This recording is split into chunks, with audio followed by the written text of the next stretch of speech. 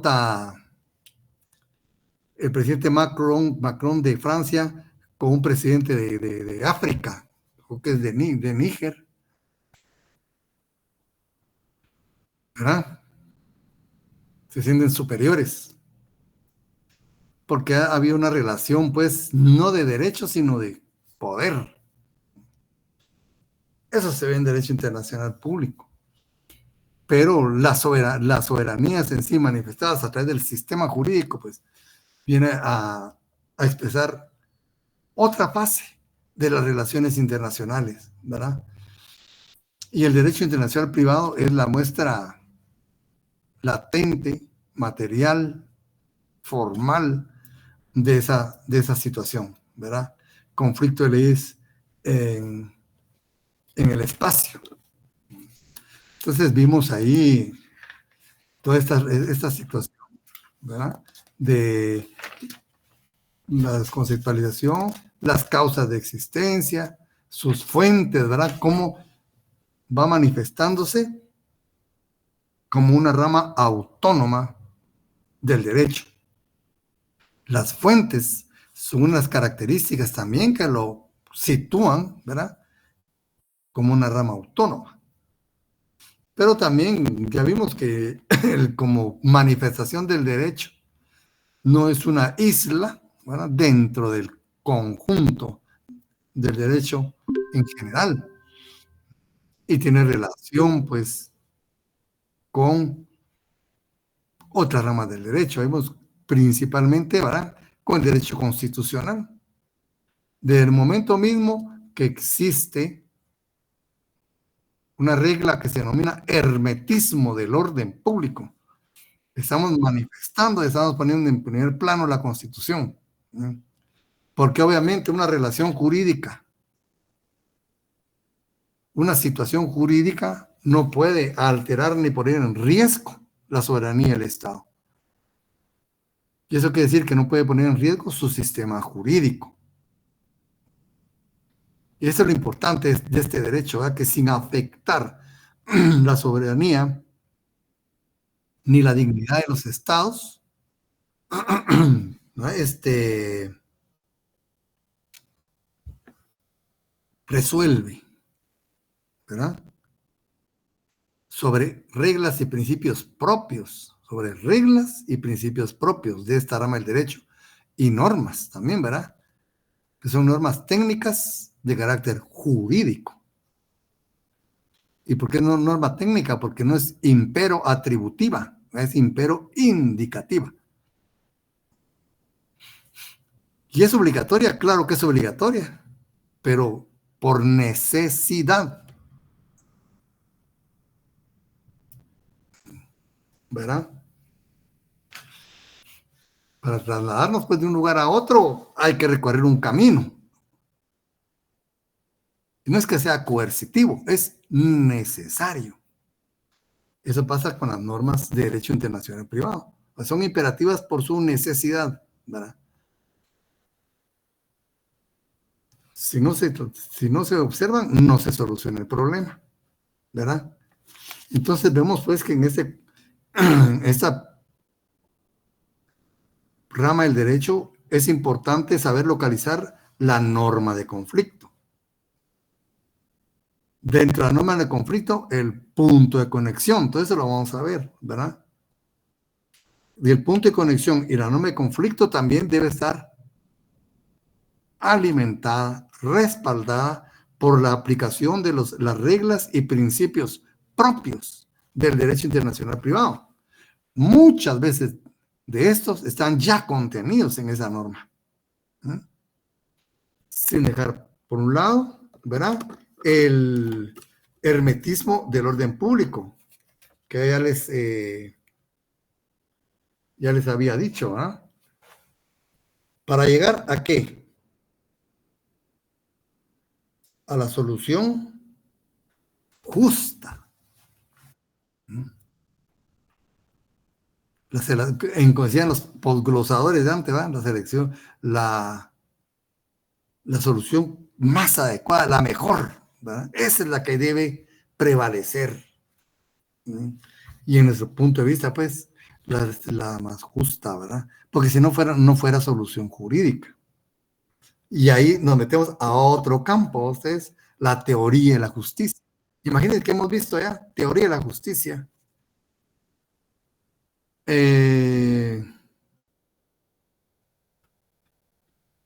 También soberanía de los estados,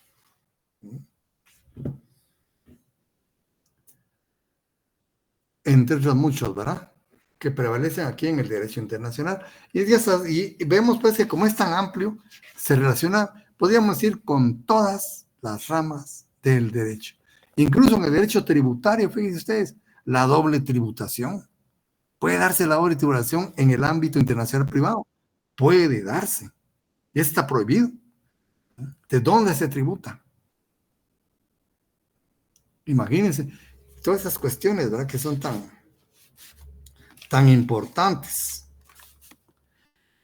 Ya vimos pues con el derecho civil, ¿verdad? La persona, las relaciones de familia, los bienes, las sucesiones, la propiedad, las obligaciones, los contratos. Todo esto tiene ubicación en el ámbito internacional privado. En el derecho penal también, ¿verdad? La territorialidad de la ley penal, ya se los he repetido, ¿verdad? Que se aplica por igual a cuántos residen en el territorio del Estado, sin importar su nacionalidad. En principio, pero vamos a ver que hay otras normas de derecho penal que no son forzosamente territoriales, pero en principio ese es el ejemplo idóneo, ¿verdad? Para dar una explicación de derecho, un ejemplo de ley territorial, principalmente, pero también existe la extraterritorialidad de la ley penal, con el derecho procesal, ¿verdad? Los procesos, se aplica el principio lex fori, vamos a verlo también, ¿verdad? Con el derecho notarial, imagínense, que también tiene reglas técnicas del derecho notarial, ¿verdad? Capacidad de las partes para contratar, forma de los contratos, lugar de cumplimiento del contrato, el objeto del contrato, miren, todo lo que hay que ver, y tiene cada uno de estos puntos puede tener relación con el derecho internacional privado. Y se va resolviendo, ¿verdad? Con el derecho laboral también, ¿verdad? Fíjense, el derecho laboral, en nuestra legislación, un código lo califica como derecho público y otra ley la clasifica como derecho social.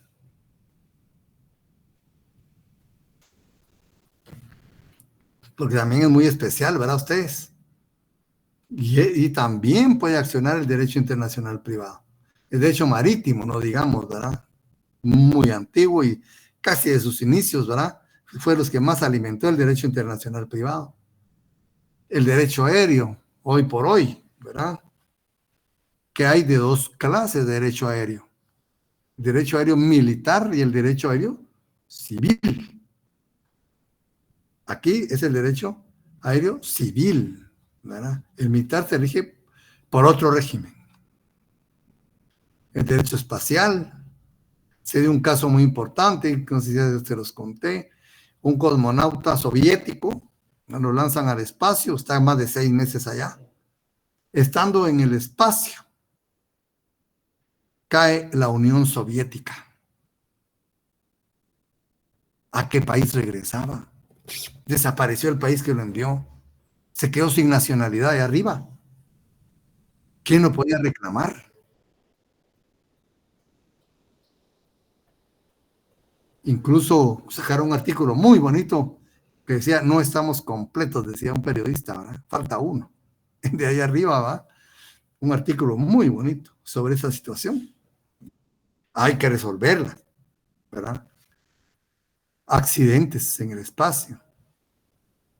Acuérdense que han caído, ¿verdad? Tornillos, pedazos de naves espaciales en la Tierra. Si hay accidentes, si hay daños, o si se interrumpen las comunicaciones. Todo esto, mire, se mira tan sencillo, pero, ¿verdad? ¿Quién es el dueño de la espacio geodésico? Con el derecho administrativo, incluso hay derecho administrativo hasta en la negociación de los tratados, ¿verdad? Y el administrativo propiamente en los estados, las concesiones, todo eso. Con el derecho tributario, como decía, la doble tributación, derecho mercantil, ¿verdad? ¿Quién es comerciante? ¿Quién puede ejercer el comercio? ¿Qué pasa con los títulos de crédito que traspasan las fronteras? ¿Qué sucede con los actos realizados anteriormente y que no se realizaron en el territorio? ¿Surten o no surten efectos en el título? Si se declara nula una de esas acciones, ¿qué sucede con las anteriores y con las posteriores? El derecho internacional privado nos ayuda a todo esto. Y no digamos la lex mercatoria que les decía, ¿verdad? Tan importante ahora. Dentro de ellas, porque hay más lex mercatorias, hay unas de los bancos, hay otra de la compraventa mercantil, son como 3, 4 lex mercatorias. Fíjense, no son de los estados, ni es de ningún organismo intergubernamental. Imagínense, ahí está, y ahí ya tenemos, ¿verdad?, discusión para su naturaleza. ¿Y son de obligatorio cumplimiento? Sí, lo son. Incluso tribunales internacionales de carácter mercantil han resuelto controversias aplicando la lex mercatoria. Y dentro de los Incoterms. Los Incoterms. Eso ya lo vieron ustedes en derecho mercantil, ¿verdad? Y con el derecho internacional público, como dice aquí el autor, es más fácil apoyándose en el maestro chileno Federico Dunker Pix, muy significado el maestro Dunker Pix, ¿verdad? Hace una exposición excelente de esto, semejanzas y diferencias, ¿verdad? Yo todavía le apunto que es relación, porque deben tener una relación. Las semejanzas, pues, están, ¿verdad? Donde descansan, ¿verdad? Las diferencias, objeto, sujeto, sus fuentes, ¿no?, las sanciones, los órganos, ¿no?, todo eso los individualiza. Y la relación, como vimos que muchas veces, en muchas oportunidades, el derecho internacional privado nace a través del derecho internacional público. Pues eso no significa que haya una subordinación, ¿verdad? O una relación jerárquica entre ambos.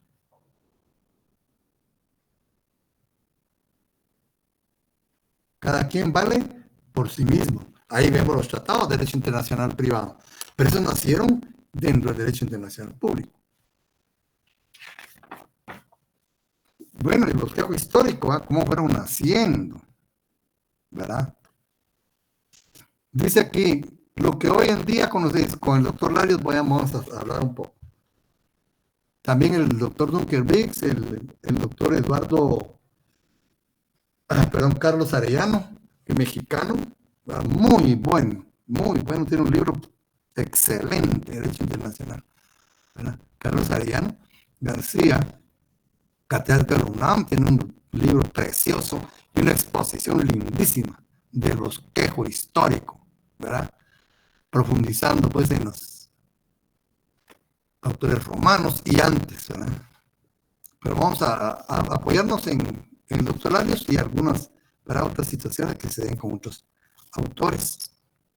Dice aquí el doctor, lo que hoy en día se conoce como derecho internacional privado es el fruto de múltiples esfuerzos intelectuales por parte de personas particulares, juristas, ¿va?, estudiosos del derecho, también como estados, continentes enteros, asociaciones nacionales e internacionales que han organizado conferencias, sesiones de estudio, simposios, fomentando publicaciones, etc. Los principios que hoy nos parecen simples y evidentes, lógicos y fáciles, son el resultado de un arduo trabajo. Hoy mencionamos pues uno y otro, pero esos han tenido su historia, ¿verdad? Han tenido historia porque ustedes saben que la justicia nunca puede dejar de aplicarse. Aquí dice, adoptamos en esta exposición, dice el doctor Larios, y presentación, el orden y conceptos expuestos por Duncan Biggs. Exposiciones brillantes, podemos también encontrarlos en otros autores como Neboyet, sí tiene una muy buena, Romero del Prado también, Munduniani, sí, pero nos parece más didáctico el método y división presentado por Duncan Biggs. Él ordena bien, ¿verdad? Nuestro estudio en este punto está dividido en 3 partes. Esto es lo importante porque si lo divide, labor privada individual, que es grandísima, ¿verdad? Que es ahí donde se centran casi todos. Labor privada colectiva. Sí, Juan José.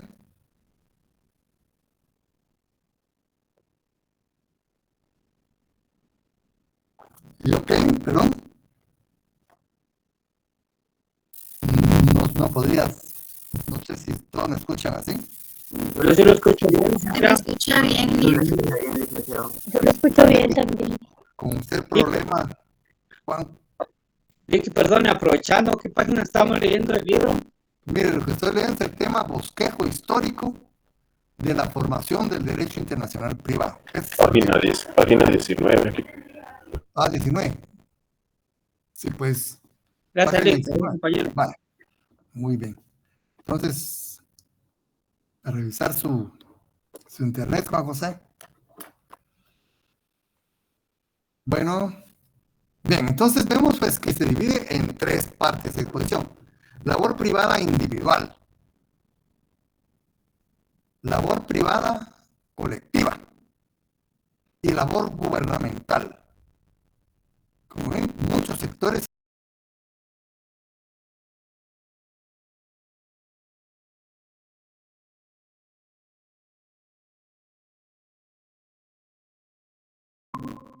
que se han dedicado al estudio profundo de esto. Bajo este título incluimos a todos aquellos juristas o escuelas que en su calidad privada, ¿verdad?, dedicaron gran parte de su vida y esfuerzo intelectual a explorar los campos del saber e investigación, ¿verdad?, del derecho internacional privado. Desde cuando se origina el derecho internacional privado, ¿verdad?, cuando nace. Incluso aquí hay discusión, como ven, esta rama del derecho está abierta a discusión en cada tema, ¿verdad? Aquí dicen el derecho, ¿cuándo nació el derecho internacional privado? ¿Verdad? Hay quienes dicen que el derecho internacional privado nació desde que se dieron 2 sociedades diferentes y tuvieron relación entre sí. ¿Cuándo? No se sabe, ¿verdad? Atrás en la historia, mucho tiempo, ¿verdad? Hay otros, ¿verdad?, que lo sitúan con el Imperio Romano, pero lo sitúan no para haber nacido propiamente, sino porque ahí fue donde empezó a perfeccionarse y a manifestarse de una forma más técnica, ¿verdad? Yo creo que esta es la corriente que sigue el doctor Carlos Larios. Nació cuando cesaron de existir las sociedades de vocación universalista, es decir, cuando aparecieron las repúblicas, los estados, principados, ducados y reinados, al desintegrarse el Sacro Imperio Romano, ¿verdad? Ahí, acuérdense que Roma era un imperio, ¿verdad? Un imperio avasallador que incluso imponía su propia legislación. Nosotros hoy en día aún estamos viviendo esa situación. Nuestro derecho está inspirado en el derecho romano por esas causas históricas, ¿verdad? Entonces dice, en Roma, aun y cuando fue una sociedad respetuosa de las costumbres y tradiciones de los extranjeros, no existió un verdadero derecho internacional privado, ¿verdad? Ni internacional público. Ellos imponían, pues, ¿verdad? Existió una rama interna especial de derecho llamado jus gentium, porque había jus civile, ¿verdad? Y jus gentium, ¿verdad? Ustedes creo que ya estudiaron derecho romano, bueno, creo que está allá en la, ¿verdad? Y este se aplicaba a los extranjeros por un juez que se llama el Pretor Peregrinus, ¿verdad? O sea, había un, como le llamaban, corpus juris, ¿ah? Gentium, que era aplicado por un juez especial. Había un derecho especial para la gente que, pongámosle, no romana, ¿verdad? Para poner un término un poco amplio, ¿verdad? Habían dos sistemas jurídicos, el que se aplicaba a la gente extraña y el que se aplicaba a los romanos. Entonces, dice que era un conjunto de reglas, ¿verdad? Para ser aplicado pues a los que no eran ciudadanos romanos. Pero este no puede ser propiamente un derecho internacional privado, ¿verdad? Este era un derecho romano que se aplicaba absolutamente a los extranjeros. Y esto no es la naturaleza del derecho internacional privado, es diferente, ¿verdad? Pero hay principios de los cuerpos jurídicos romanos que sí se aplican al derecho internacional privado, eso sí. Pero no podemos decir que el jus gentium sea el germen, ¿verdad?, del derecho internacional privado, tal como es, ¿verdad?, y su propia naturaleza. Porque era un derecho romano aplicado a los extranjeros, ¿verdad? Sin importar, ¿verdad?, su idiosincrasia, sus tradiciones, su estado, su capacidad, su nacionalidad, ¿verdad? Entonces, con esto se llega a la Edad Media, ¿verdad? Y aquí al doctor sí le faltó una parte, que se la va a decir. Esto le falta al doctor, ¿verdad? Que se divide en dos etapas en la Edad Media. Cuando el Sacro Imperio Romano desaparece, ¿verdad?, y empiezan a surgir unidades económico-políticas, como dice ahí, entiendas, estados, ducados, reinados, principados, señoríos. Incluso hubo señores feudales que tuvieron más poder económico que los propios reyes, ¿verdad? Se empieza pues a formar el mundo con unidades económico-políticas diferentes. Ah, bueno, pero entonces hay cambios de costumbres también. Y cambios también en la manifestación jurídica, ¿verdad? Aquí pues la Edad Media se divide en dos etapas. La primera, ¿verdad?, la que surgió primero, fue la personalidad absoluta del derecho. ¿Qué queremos decir con ello? Que las personas, pues, les voy a poner una figura para que lo entendamos, echaba todo su sistema jurídico a un costal y se iba con él donde fuera. Se llevaba su sistema jurídico y exigía que se aplicara a su persona, que se juzgara conforme a su sistema jurídico de donde él venía. A eso se llama la personalidad absoluta del derecho, ¿eh? El derecho que sigue a la persona a donde se traslade. Pero imagínense ustedes cuánto sistema jurídico tenía que conocer los jueces para aplicarle a cada persona su sistema jurídico. Sería imposible materialmente y sería imposible jurídicamente, porque habría cuestiones que chocarían con el sistema jurídico del donde es titular el juez, ¿verdad?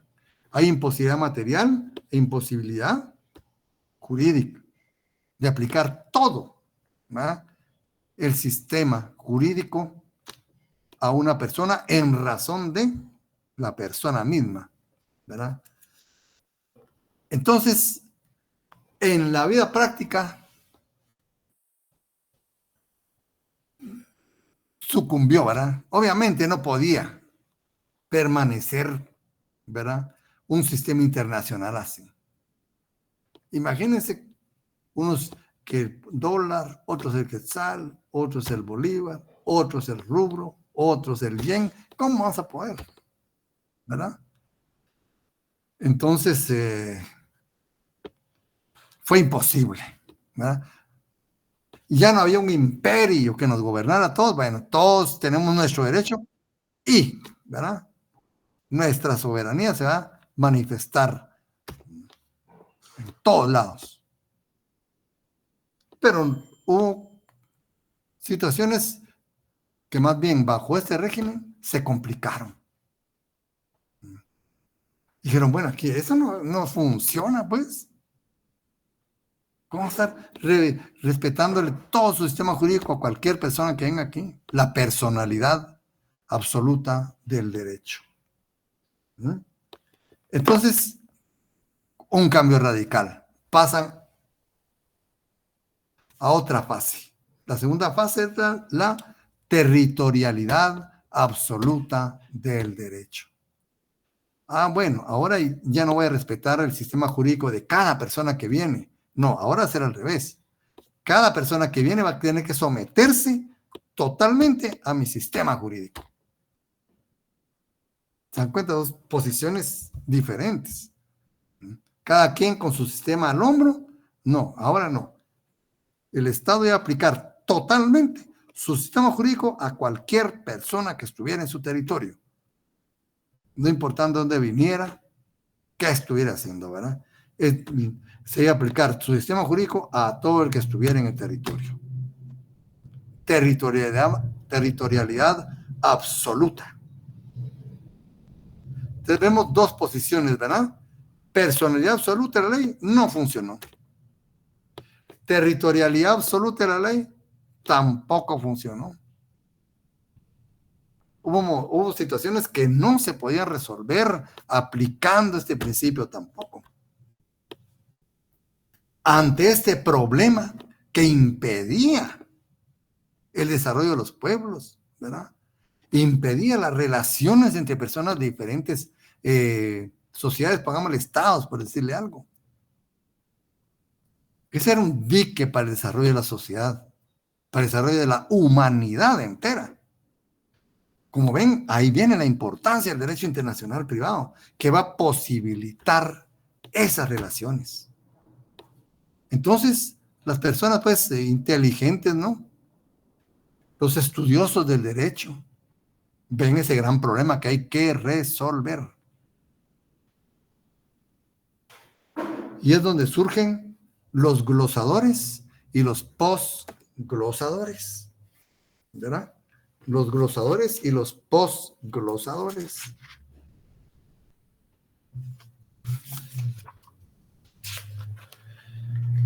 Dice aquí el doctor Carlos Arellano.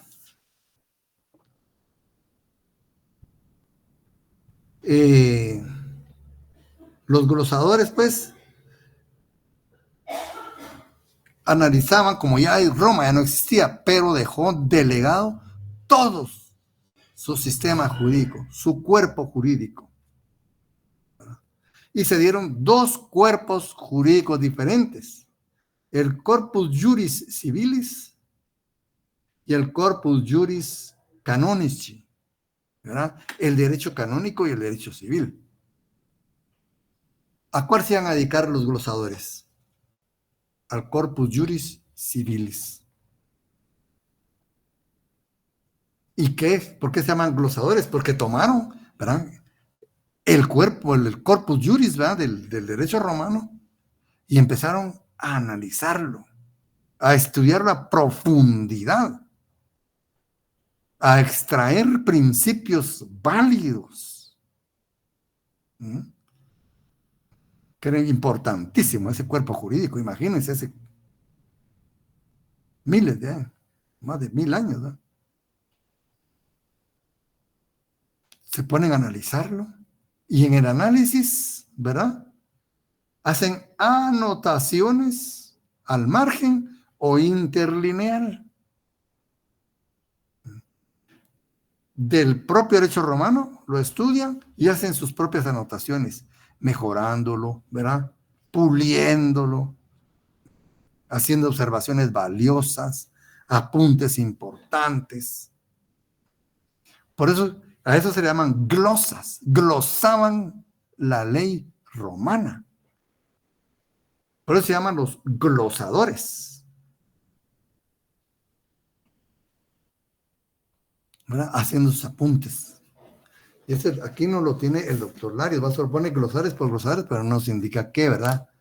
Y los posglosadores, ¿no?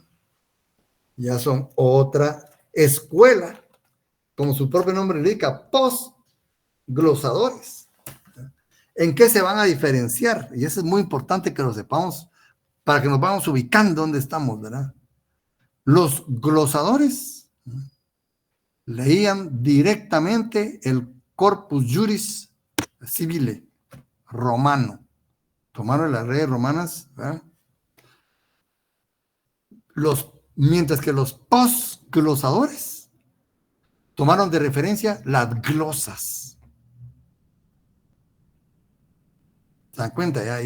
Ahí hay diferencia. Pues se llaman glosadores y posglosadores. Los que directamente y los que se refirieron a las glosas que hicieron esos estudiosos. Pues ahí no hay contradicción, ¿verdad? Hay una secuencia, hay una relación secuencial, ¿verdad? Entonces se dedicaron pues también a comentar, pero las glosas que habían dejado los estudiosos, ¿verdad?, de los cuerpos romanos. Mientras que los glosadores iban directamente al cuerpo jurídico romano. De ahí pues nacen las teorías de los estatutos. ¿Qué pasó acá? El ejemplo lo ponen en Italia, ¿para acuerdan que Italia fue que había sido el imperio? Y al caer el imperio romano, empiezan a surgir dentro de ese territorio italiano unidades económicas, políticas, ¿verdad? Bolonia, Venecia, Roma, ¿verdad? Todas esas grandes ciudades, Florencia, que fueron tomando poder económico y tuvieron pues mucho poderío, ¿verdad? Incluso empezaron a legislar para ellos mismos. Entonces ya, Bolonia, Venecia, Florencia, Roma, Módena, todos ellos tenían sus propios sistemas jurídicos, ¿verdad? Llegaron a tener sus propios sistemas jurídicos, pero, y ahí está muy importante, continuaba existiendo la ley romana. Ya ven por dónde vamos, ¿verdad? Entonces, en todo ese territorio había ley romana, pero además de la ley romana existían legislaciones locales. Fueron surgiendo legislaciones locales que obviamente pues iban a responder a sus propios intereses, ¿verdad? En unas cosas eran diferentes, en otras parecidas, en otras aspiraban a unos objetivos distintos que la otra, ¿verdad? No eran iguales. Entonces, ¿qué sucede acá? Cada ciudad se vio enfrentada a dos sistemas jurídicos, ¿verdad? El propio y el derecho romano. El propio y el derecho romano, ¿verdad? Y aquí nace, pues, dos nombres: la ley y los estatutos. La ley era la ley general romana. La ley general romana. Y los estatutos era la ley local, ¿verdad? La ley local, la ley de cada ciudad. Ahora, ¿cuál es el problema que se plantea, jóvenes? ¿Qué problema se plantea aquí?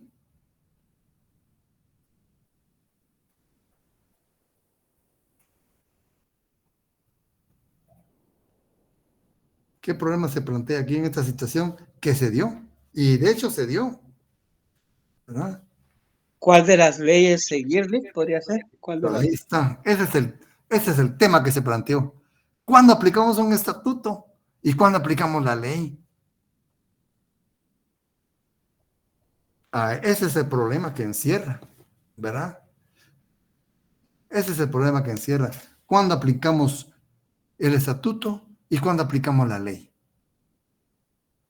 Pero ya vimos pues que el derecho internacional privado es necesario. Por eso decimos es utilitario. El derecho internacional privado, como ustedes ven, no nació porque sí.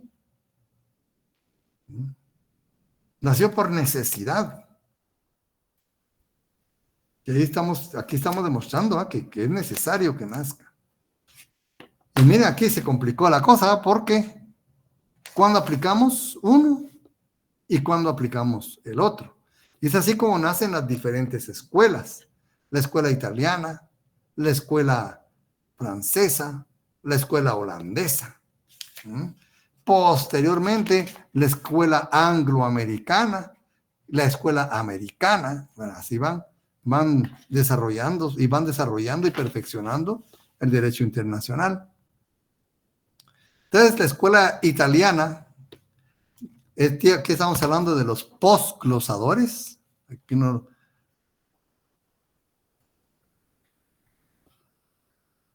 Eso lo tiene bien explicado el doctor Carlos Arellano, cómo se manifiestan los glosadores y postglosadores. El doctor Larios, pues, hizo un resumen, ¿verdad? Y él se apoyó en Federico Dunkervix, ¿verdad? Y Pilet. Son muy buenos los dos también, ¿verdad? Pero hay otras cuestiones muy interesantes, ¿verdad? Que es bueno traerlas a colación.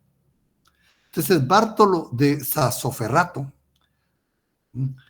a entender de muchos autores, si no de todos, es el representante más importante de la escuela italiana, de los postglosadores. Y vimos quiénes son los postglosadores, ¿verdad? Los que interpretan ya la glosa de los glosadores. Los glosadores interpretan el corpus juris romano, ¿verdad? Los postglosadores interpretan las glosas.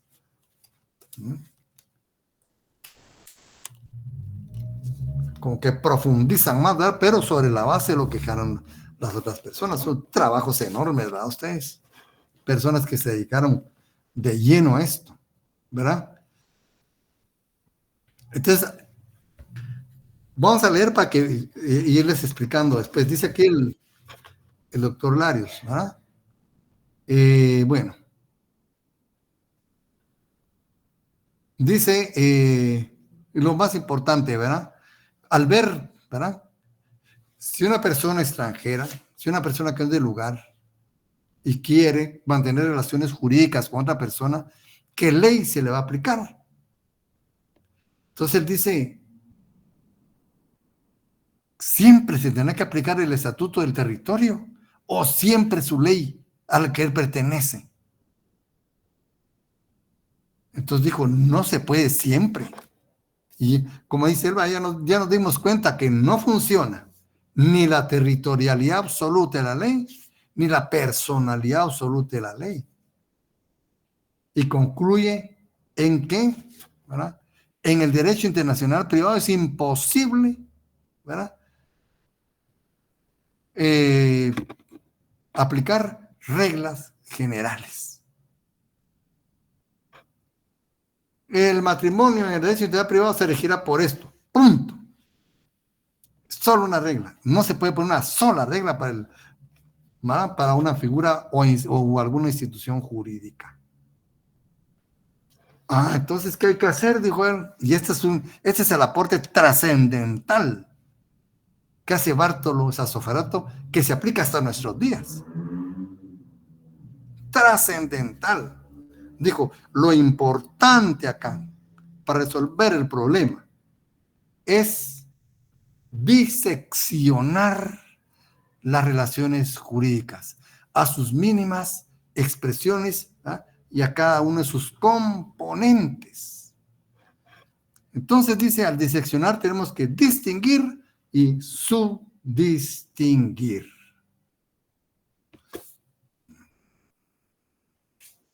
Decía él, un ejemplo, en un contrato, ¿qué situaciones pueden darse en un contrato? En primer lugar, la capacidad de las partes. Esta es una naturaleza, que tiene su naturaleza propia dentro del mundo de lo jurídico. La capacidad de las partes. ¿Y a quién le interesa la capacidad de las partes? Decía él. Y también lo hemos leído con diferentes autores. A los estados les interesa mantener el control de su estamento social. ¿Quién es una familia dentro de mi territorio? ¿Verdad? Si es la mayoría de edad. La edad mínima para contraer matrimonio. Las relaciones de familia. Eso le interesa a mi sociedad, nada más. Al vecino no le interesa. Si yo pongo que es mayor a los 15 años, nosotros sabemos por qué. Y eso es valedero. Bueno, pero no solo de eso se trata una compraventa. También, aparte, hay otras situaciones que se rigen por normas de otra naturaleza. La forma del contrato. Fíjese, dentro de una relación jurídica. En cuanto a la forma, dice él, ¿a quién le interesa la forma del contrato?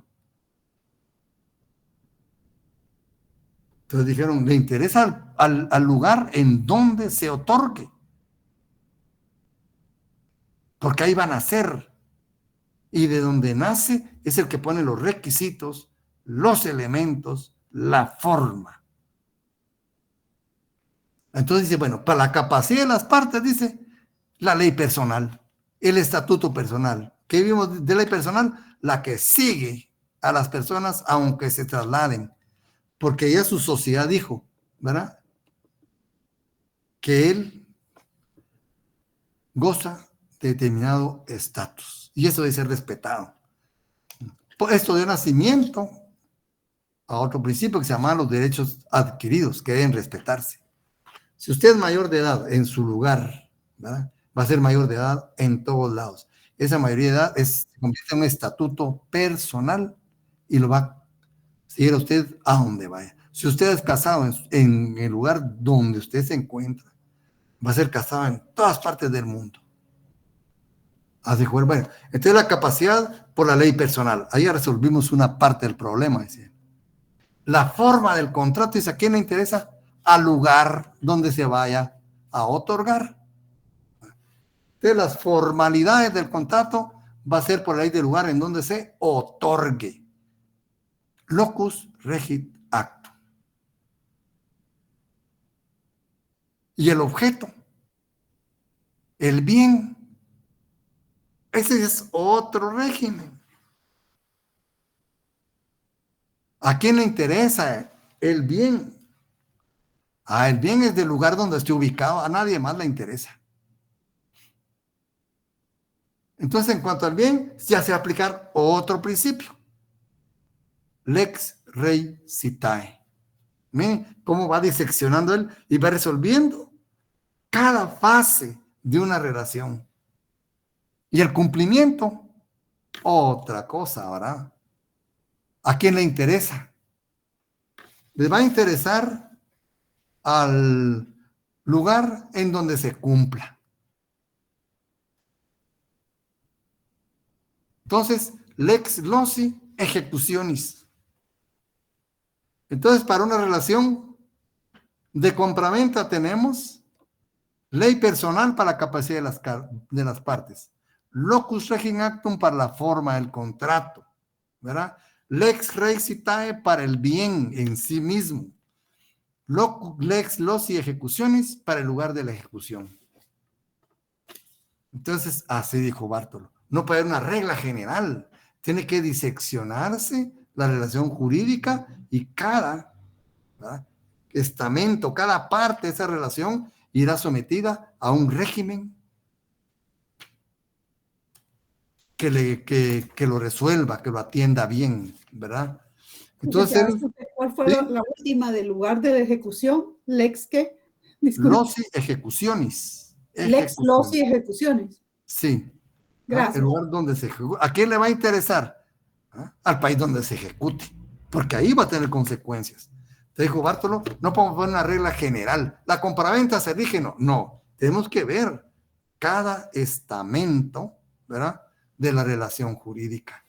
Entonces él introduce lo que se llama el método escolástico, que consiste en distinguir y subdistinguir.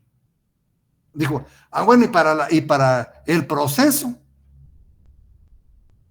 ahí ya no cabe ninguno de los principios que mencionamos para la compraventa.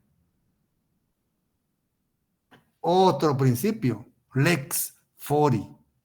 El proceso se llevará a cabo de conformidad con la ley del lugar en donde se ejercite la acción. Y ya resolvió otro problema. Por lo tanto, pues, como ven, en una misma relación jurídica pueden aplicarse normas de naturaleza extraterritorial y otras de carácter territorial, y pueden ir combinándose, ¿verdad?, en una relación jurídica.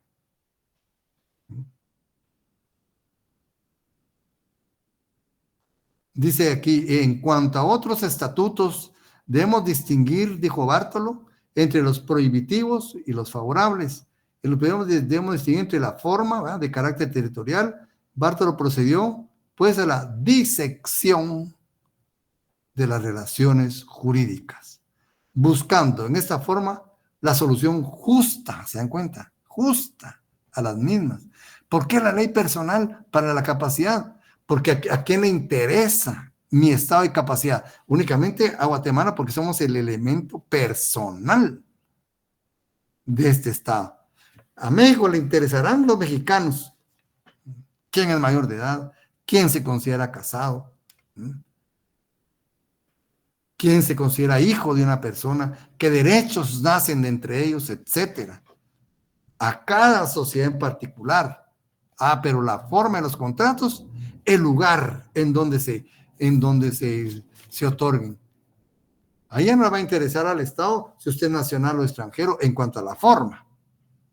Es decir, no, ustedes si lo otorgan aquí, deben cumplir las formalidades de aquí, porque entonces sí tendrá eficacia. El bien, bueno, el bien no está en mi lugar, ni está en el lugar de la nacionalidad de ustedes. Entonces, vamos a ver, ¿verdad?, en cuanto al objeto, ¿verdad?, en dónde se encuentra ubicado. Este es un aporte, pues, de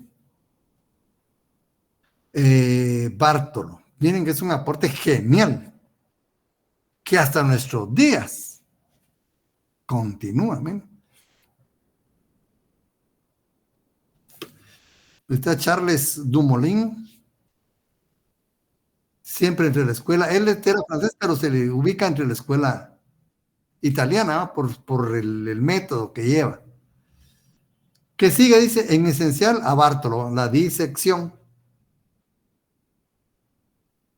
Aunque dice, se decantó más por la territorialidad de la ley. Como vimos, ¿verdad? La territorialidad es que se aplica el sistema, ¿verdad?, jurídico del territorio a todas las personas que se encuentren en el mismo, ¿verdad? Pero ¿qué aporte dio Charles Dumoulin? Un principio muy importante también que tiene aplicación hoy en día. Dice que aparte de todo lo que expuso Bartolomé Sosoferato, hay otro principio muy importante, dijo, que tenemos que también aceptar. Ese principio se llama autonomía de la voluntad. Tiene aplicación hoy. Hay ciertas situaciones, dice, que puede dejarse a la autonomía de la voluntad. No forzosamente tiene que estar encasillado dentro de lo que ordena el Estado. Aquí el Estado permite que las personas pues manifiesten su voluntad. Y esta pues, ¿cómo podemos determinarla? ¿Verdad? Aquí pues se van a aplicar esas normas de autonomía de la voluntad solamente mediante la expresión, interpretación o presunción de la voluntad de las partes. ¿Pero se puede aplicar a toda relación jurídica? No, no a toda. Hay unas que sí están reservadas a la autonomía de la voluntad. Una de ellas, por ejemplo, cuando se renuncia al fuera del domicilio. ¿Por qué? ¿A quién afecta? No va a afectar al país de donde yo estoy domiciliado. No va a afectar al país donde yo quiero que me notifiquen cualquier demanda.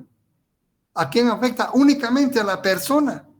Yo estoy señalando para cumplir mis obligaciones. Yo, ¿verdad? En mi carácter de deudor. Entonces los estados dicen, ahí no tenemos ningún problema. Por lo tanto, esa parte, ese espacio, se lo dejamos a la voluntad de las partes. ¿Y a qué sistema jurídico quieren someterse? También. Claro, no puede ser cualquiera, ¿verdad? Pero tiene que tener cierta relación, ¿verdad? Con la situación que se está dando. Pero sí está eso. Pues miren, en caso de controversia, ambos, ¿verdad? Acordamos en que someteremos nuestras diferencias a la jurisdicción de los órganos jurisdiccionales de tal país. Punto. Con ello no puede ser cualquiera, pues no vamos a someter a los jueces de China, ¿verdad? No, tienen que tener cierta relación con las personas, con el objeto, con el lugar de la ejecución, ¿verdad? Cierta relación. Pero ahí decimos, bueno, en la de controversia va a conocer, ¿verdad? Tal, y nos sometemos a esa jurisdicción. ¿A quién afecta? ¿Verdad? Entonces, ese fue un aporte muy importante de Charles Dumoulin, ¿verdad?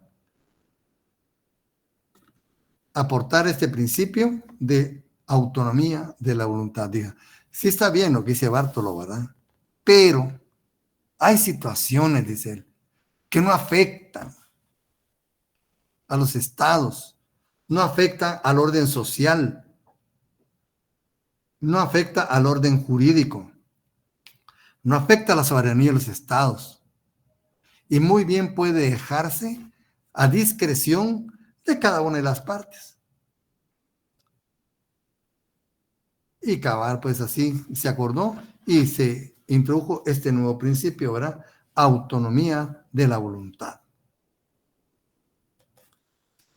Posteriormente, pues, surge la escuela francesa de la primera época. Su máximo exponente, dice, fue Verdun d'Argentré.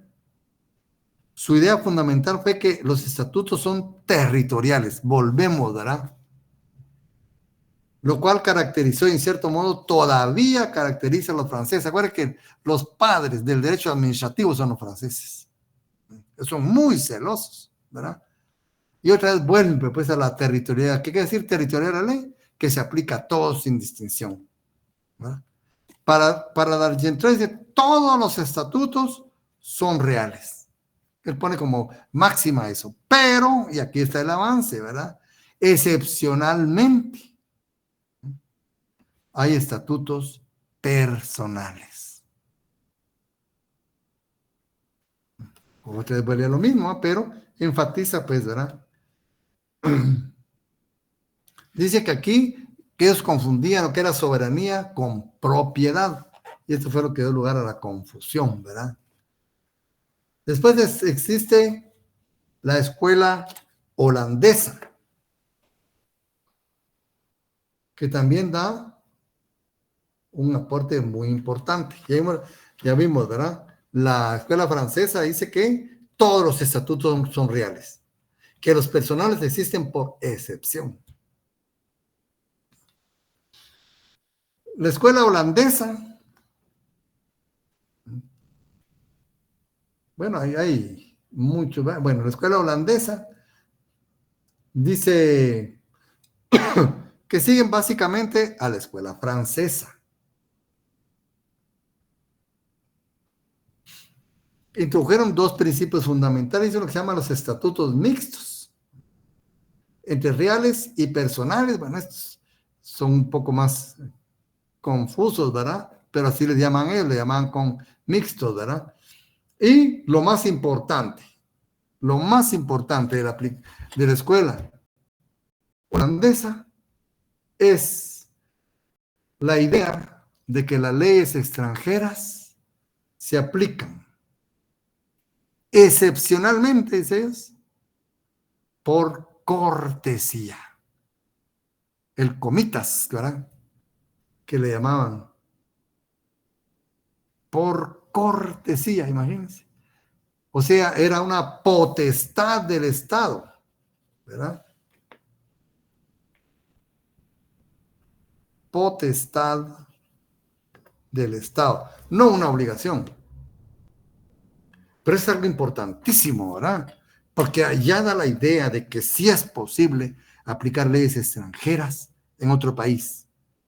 Y empieza a relajarse un poco aquel concepto de soberanía clásica, ¿verdad? Y absoluta que existió hasta entonces. Rompe ese principio, ¿verdad? Muy importante el aporte entonces de la escuela holandesa, que esta es la más importante, ¿verdad? El principio de la cortesía. Es decir, ¿verdad? Era una potestad soberana del Estado aplicar o no normas jurídicas extranjeras en su territorio. ¿Verdad? Era una potestad. Si la aplicaba, lo hacía por pura cortesía. Y ahí viene adosado otro principio importante que sigue de esto, que siempre está entre la cortesía, ¿verdad? Que yo voy a aplicar por cortesía del extranjero siempre y cuando haya reciprocidad. Entonces la reciprocidad es muy importante en la cortesía. Si voy a aplicar derecho extranjero como una potestad soberana, exijo lo mismo en otros estados cuando un súbdito mío esté en otro territorio. Entonces la reciprocidad, la cortesía va a tener como contrapartida la reciprocidad. Y como ven, eso ya hace un poco obligatorio, ¿verdad? La aplicación y la observancia del derecho, ¿verdad? La reciprocidad. Y tenemos la escuela francesa de la segunda época, con más de casi 200 años de diferencia de la primera época, ¿verdad?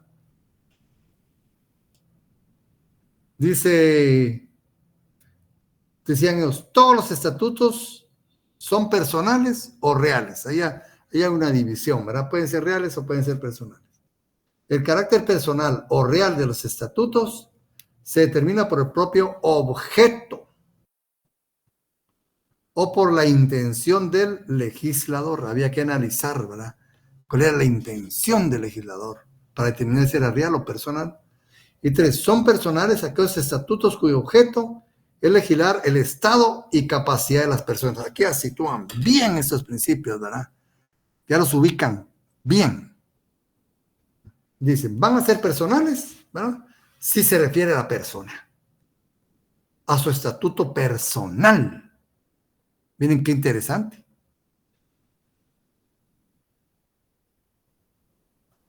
Estos últimos, dice, pueden ser de carácter universal. Entonces son extraterritoriales. ¿Ves? Y los otros de carácter particular, entonces son extraterritoriales solamente cuando se hayan bienes en litigio, ¿verdad? Bueno, aquí lo importante son estas dos cuestiones, ¿verdad? Que delimita bien cuándo va a ser un estatuto real y un estatuto personal. Ya posibilita, pues, la aplicación de leyes extranjeras. Insisten después en el valor de la persona. Afirma que los bienes fueron creados para las personas y no los bienes, no las personas para los bienes, ¿verdad? Y se dedican también a lo que son las sucesiones, el estatuto personal. Entonces, aquí dice pues que sí puso mayor énfasis en el estatuto personal y por haber abandonado la idea central la clasificó, bueno. El mérito, dice, de todas estas escuelas anteriores fue haber introducido en el derecho internacional privado principios que hoy en día, ¿verdad?, tienen aplicación, son axiomas de este curso. 1. La ley del domicilio para regular el estado y la capacidad de las personas, ¿verdad? La ley personal, como se le llama, ¿verdad? De ahí nace. El principio lex rei citae para los bienes. Fíjense que nacen, ya vieron cómo van haciendo esas cuestiones. El principio locus regim actum para la forma de los actos jurídicos, el lugar en donde se otorguen. La autonomía de la voluntad para los efectos de los contratos. Autonomía de la voluntad. Lex fori para los efectos procesales. La lex fori también es de carácter territorial. Y la territorialidad de la ley penal.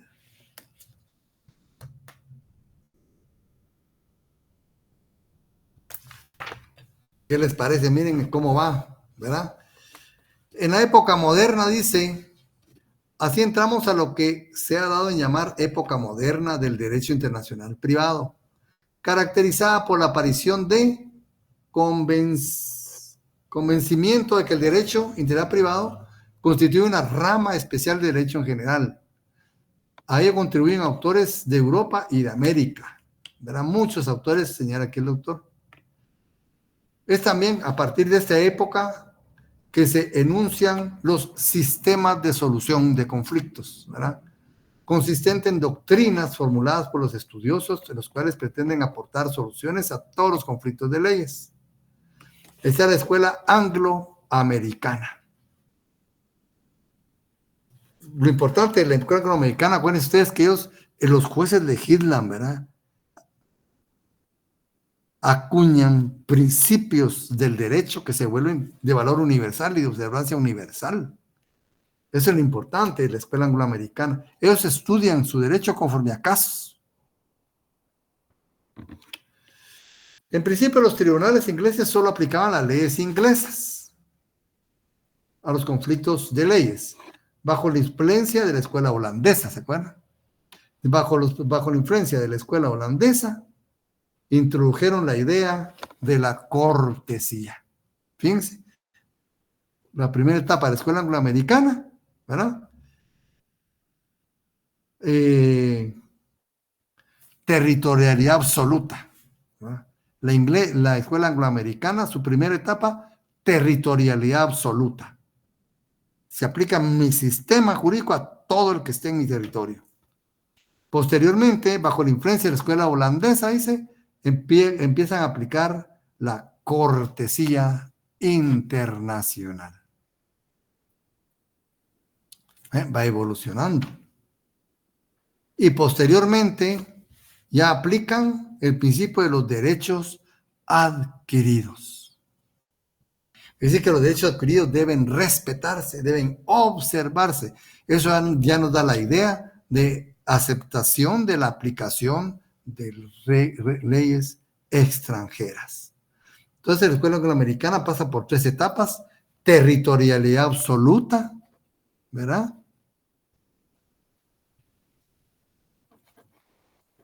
Territorialidad absoluta.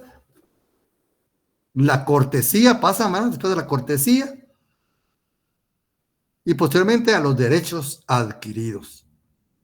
Ahí hay más obligatoriedad, ¿verdad? La escuela de Italia sostiene que las leyes son personales, regresa a la personalidad de ley, y por consiguiente siguen y acompañan a la persona. Esa es una ley personal. Su estado de casado es una ley personal, y lo va a seguir usted donde vaya, ¿verdad? El hecho de que usted ponga un pie fuera de la frontera, que dice, ay, ahora ya soy casado, no, esa situación se la va a reconocer. Y las relaciones de sus señores padres con usted, aunque estén en otro lado del mundo, van a mantenerse intactas. Usted tiene el derecho de sucesión, o sus padres derecho de sucesión de usted, y nadie puede discutir. Es una ley personal, ¿verdad? Y los italianos, pues, sostienen la personalidad del derecho. Por lo tanto, sigue y acompaña a la persona. La ley aplicada en caso de conflicto es la ley personal, que se considera ser la ley de la nacionalidad. Fíjese. Esta es una diferencia con América. Con muchos países de América, no todas, pero pongámosle América. Que para nosotros la ley personal es el domicilio. Para los europeos es la nacionalidad. Como le digo, este derecho está sometido a muchas discusiones, ¿verdad? Entonces ellos dicen, bueno, es la ley personal, pero la ley personal va a ser la de la nacionalidad. Esa va a regir la capacidad, el Estado, los bienes, ¿verdad? Y Savigny en la escuela alemana, ¿verdad? En el fondo dice, siempre va a ser la persona el objeto directo e inmediato de la regla de derecho. Dicen, el derecho está creado para la persona, no para los bienes, no para los animales, no para la persona. Es el destinatario último del derecho, ¿verdad? Entonces dice, es la persona el objeto directo e inmediato de la regla de derecho. Primero en sí misma, posteriormente en sus diferentes relaciones, ¿verdad? Como hijo, como padre, como esposo, como trabajador, como comerciante. Miren ustedes todas las fases que hay, ¿verdad?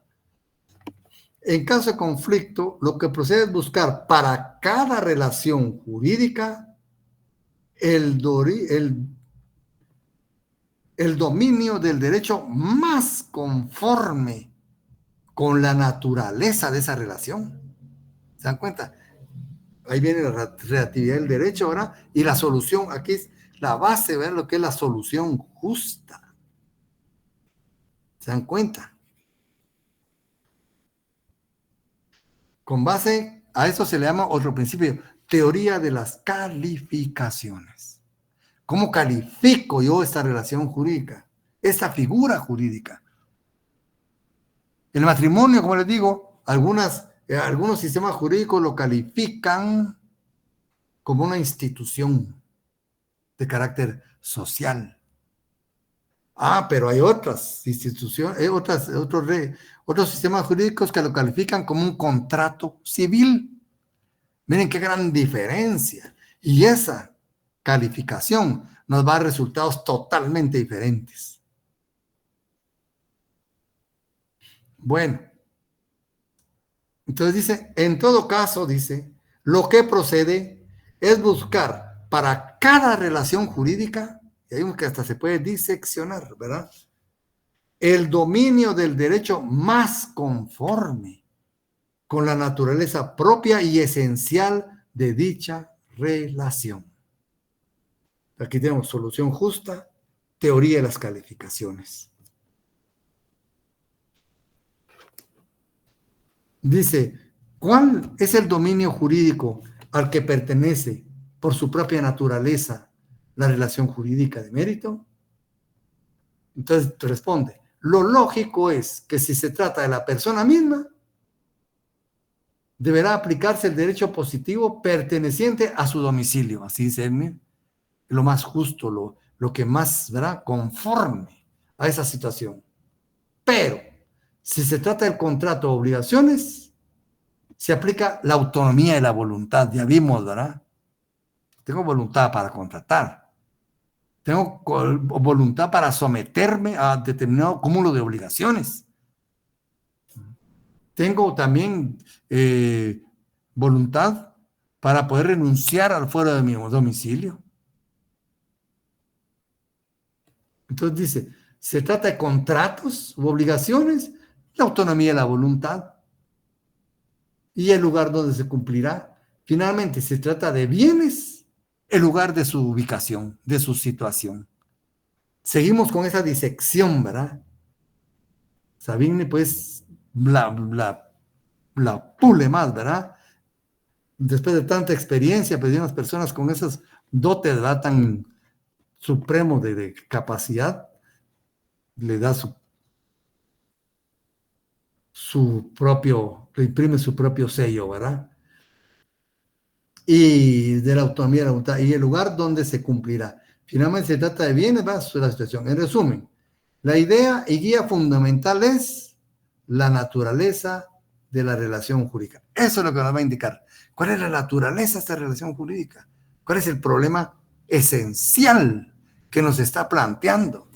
De capacidad, de forma, del objeto del contrato o del lugar de su cumplimiento. A cada una de ellas vamos a aplicarle, ¿verdad?, el principio en atención, ¿verdad?, a todo lo que se ha venido exponiendo. Entonces dice, Savigny ha tenido gran influencia en América y en Europa.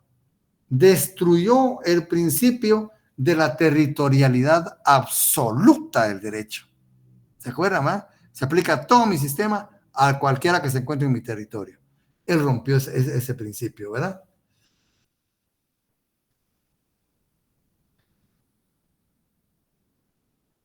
Algunos autores opinan lo que introdujo la doctrina Savigny fue un método de solución de conflictos, tal como hizo Bartolo, ¿verdad? Retomó eso y lo mejoró, obviamente, ¿verdad?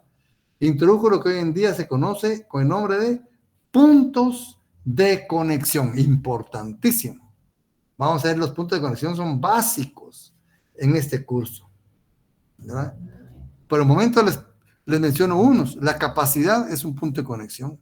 Lugar del cumplimiento de la obligación es un punto de conexión. Situación de los bienes es un punto de conexión, ¿verdad?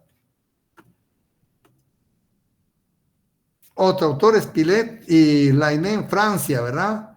Bueno, aquí se dirigen a la persona. Introdujo la distinción entre leyes que se dirigen a las personas y leyes que se dirigen a la sociedad. Las primeras son extraterritoriales y las segundas son territoriales. Y Lainé sostiene un regreso a la escuela italiana. Nos vamos a quedar con la escuela de Bustamante. Por favor, yo sí les suplico que me lean la escuela o doctrina de La Habana o de Bustamante y me analicen el artículo número 3 del Código de Derecho Internacional Privado. Artículo 3 del Código de Derecho Internacional Privado, y me lean esto, lo que se refiere a la Escuela de La Habana o Escuela de Derecho de Bustamante. Licenciado, disculpe, ¿Sí? el Código de Derecho Internacional Privado es el derecho de Bustamante, ¿verdad? El Código Bustamante, sí. El Código de Bustamante. Sí, es el mismo. Gracias. Sí. Bueno, entonces, quedamos aquí, compañeros. Les recuerdo nuevamente que mañana hay examen de Derecho Internacional Privado de público de retrasada, así que si los que llevan ese curso, pues estén pendientes, ¿verdad? Y yo, pues, me despido y pasen un feliz fin de semana. Feliz noche. Buenas noches. Gracias, licenciado. Feliz noche. Feliz noche, licenciado. Feliz noche. Feliz noche, Feliz noche, Lic. Se cuidan, jóvenes. Buenas noches, licenciado. Buenas noches, licenciado. Feliz noche, licenciado.